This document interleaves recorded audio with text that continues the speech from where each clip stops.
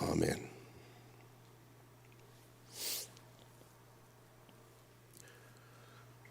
That's just a little piece of the story of Moses. In fact, it's just a little piece of that encounter of God. It's not the whole thing. Moses had way more excuses. There was more conversation.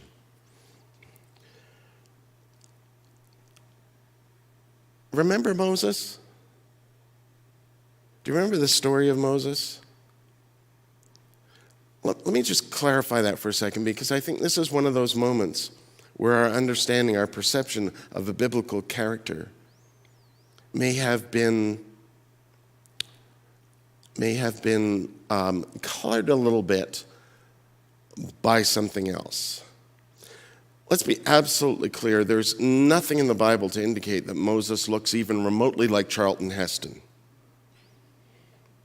And by the way, the story of the Ten Commandments, the film, is not entirely biblically accurate. It's been made more, how shall we say, entertaining, dramatic.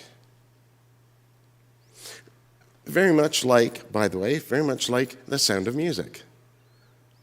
In fact, if you read about how the original, it was the stage play that came first, how that was created and who had the idea for it, it's really interesting because they do actually say, they admit very much that the story needed to be dramatized more for the stage.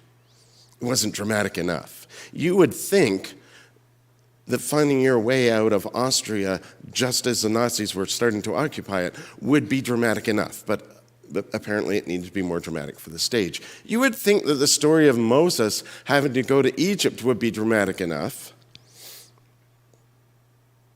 but apparently it wasn't. Made a great film, though, if you have 4 hours. Moses' life story is much more interesting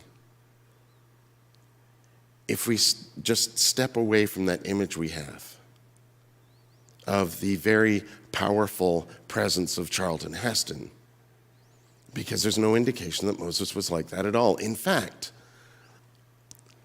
I kind of like to think that Moses was probably kind of short and round like me, and wasn't necessarily really good at much.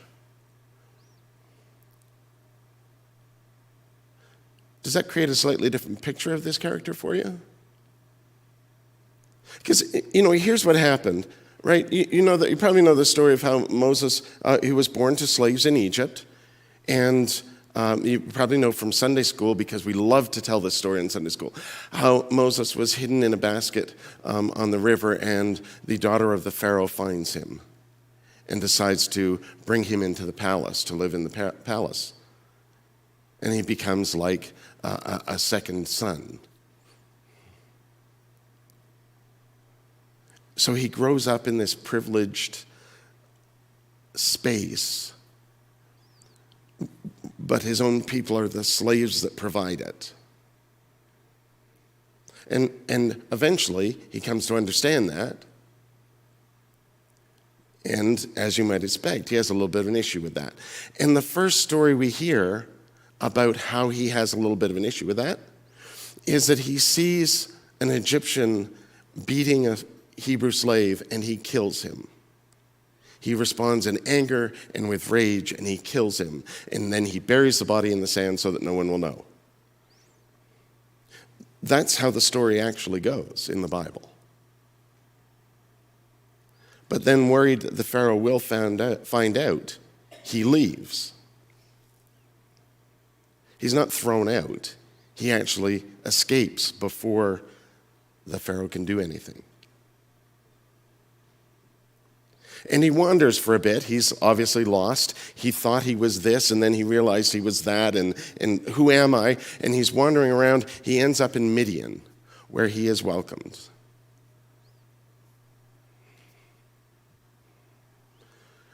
Imagine that.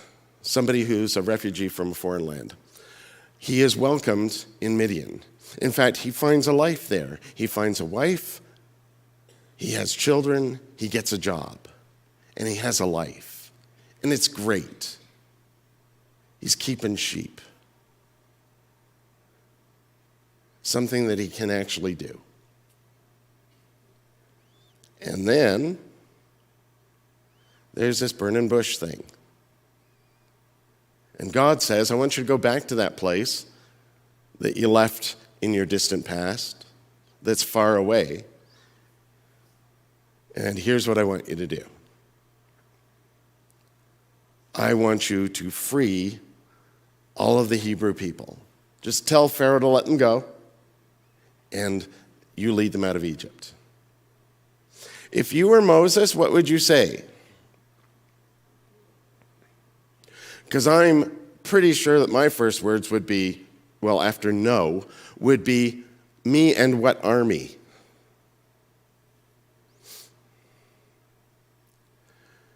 And Moses apparently doesn't say that because I guess you don't say that to God. But he does have some other reasons not to go. We just heard a couple of them. Who am I that I should go on behalf of God? Because now I'm just a shepherd. Who am I? What do I tell them? Who do I tell them sent me? What's your name? Then he'll say, but I'm not a really good speaker.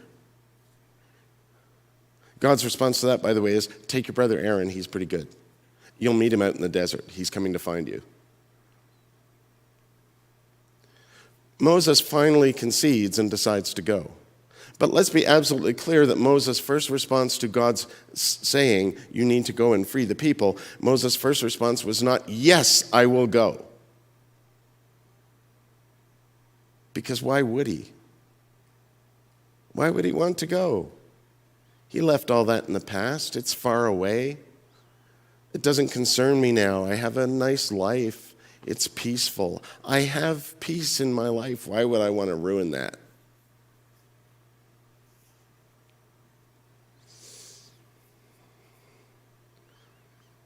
If you were Moses, where would you go with that thought?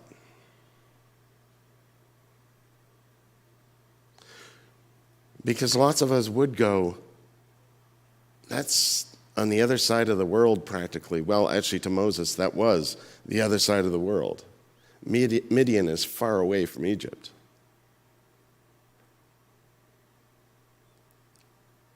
It does not concern me anymore. I have this life. I found a place where I am welcome. Why would I want to ruin that? Why would I want to give that up? Why would I want to risk my life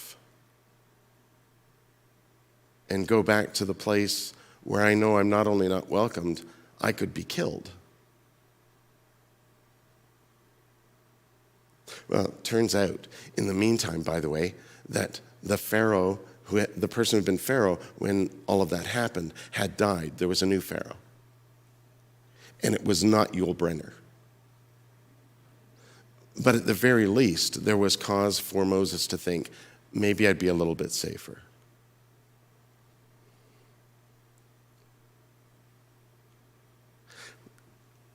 See, Moses could be literally any of us. There's no indication that Moses is a powerful figure at all. He could be very much like how Jesus chose the disciples, right? He just chose ordinary guys. His followers were ordinary, everyday people. Moses could be very much that, which makes it even harder to understand why he would give up a peaceful life to go and do that.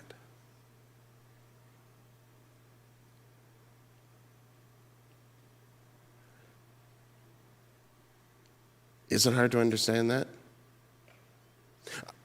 Maybe it absolutely isn't. Maybe what's harder to understand is how we can understand it and still not do it. He goes because it's the right thing to do. He goes because somebody has to do it. He goes because the path to peace isn't always just about fighting a war. It's sometimes about just doing the right thing and standing up to somebody.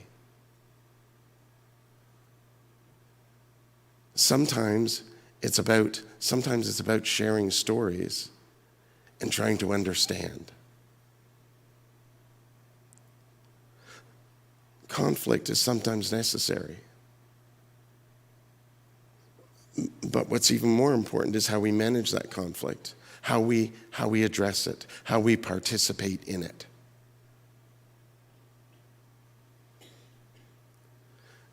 There are wars being fought all over the world today. There's also battles being fought by people in their own lives. And whichever one of those it is, the point of this moment in Moses' life was that he had a choice. And what he chose was to do the right thing. What he chose was to help people. What he chose was to put his life on the line. Not even necessarily his physical being, but this peaceful, beautiful life he'd found in Midian.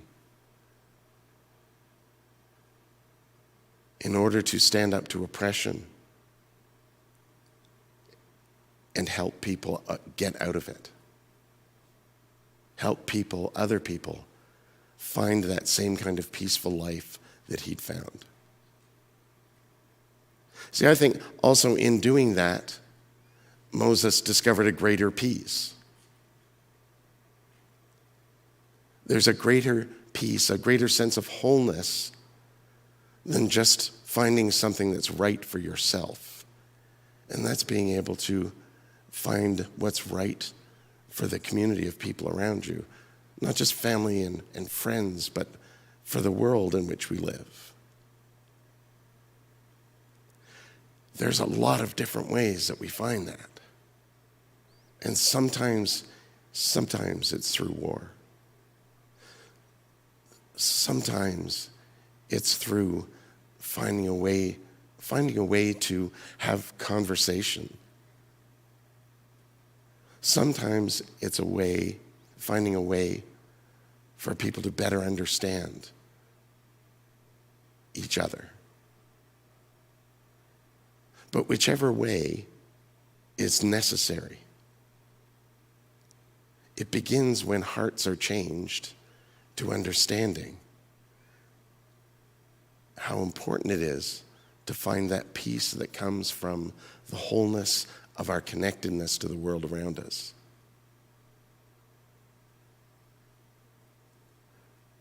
We are all part of the same creation. When we begin to understand that, and we begin to understand that even when it's on the other side of the world, we should care. We should care for what's right. And that we should find out more. We should hear the stories and we should learn.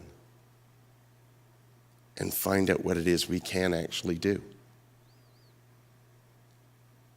to help the world be whole, because it's the world we live in that we're a part of.